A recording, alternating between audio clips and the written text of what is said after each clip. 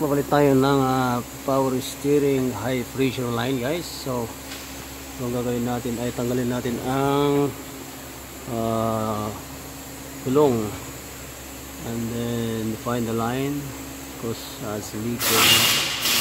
So ito yung linya ng ating high pressure line galing dito sa water power steering pump. So 24 socket lang yan, or wrench, 9 box wrench.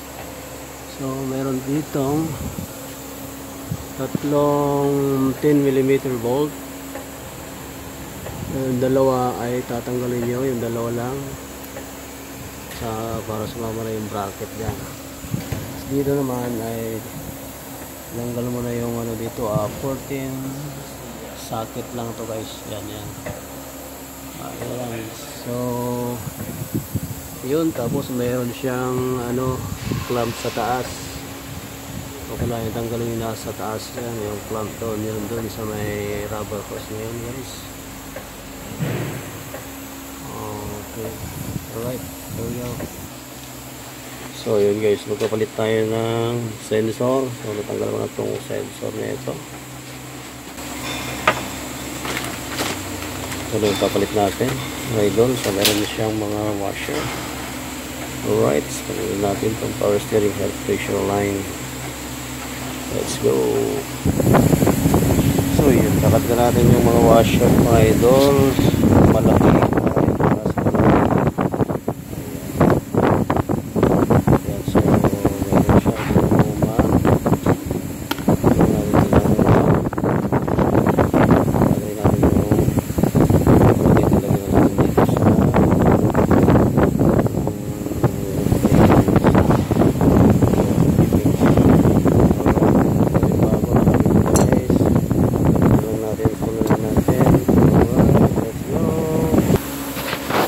So yun, guys, naikabit na natin ang ating power steering line, high pressure line, guys. So yun na, naikabit na natin yung dalawang bolt dyan.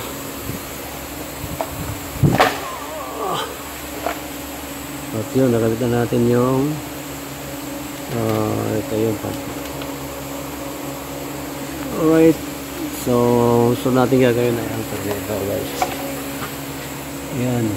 So binaba natin yung AC compressor, nilanggal natin yung bolt nya, ayan, tapos 10mm sa line ng full tank return hose ng oil pressure natin, oil cooler, ayan. So kailangan natin tanggalin tong idler tensioner para may labas natin yung alternator. Alright, there we go. Let's go. Saka dito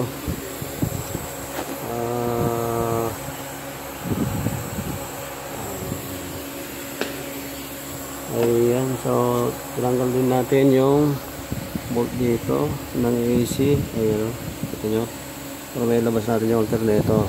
Alright, sunod natin. So mahirap, guys, pero taste lang, mga idol. So interview nila doon, ayun ang hindi natin kung gagawa natin. So try natin yung best natin, guys. Alright, so yun, mga idol, naikabit na natin yung power steering line ng ating sasakyan at yung alternator, yung bagong alternator, bago na nalagay natin, guys. Ayan, so bago na yung alternator natin.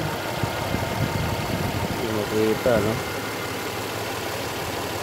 Ayan, nakita nyo yung bagong ano dyan. Yan na yun. Yan yung makintad natin. Yung alternator tayong ito na yung bagong power steering high pressure line natin. Yan. May silver na yan. Bago na yan, nakabit na natin lahat, guys. Alright, ayan yung power steering reservoir natin. Ayan siya, mga idol. So yun, okay na siya, wala na siyang leaks, mga idol. Alright. Abang-abangan lang natin ang susunod na araw. Double check natin kung mag-leaks o hindi. So na-check ko na wala naman leaks. So ayos na mga idol. So nag-charge na rin, wala na rin yung indicator lights ng battery natin.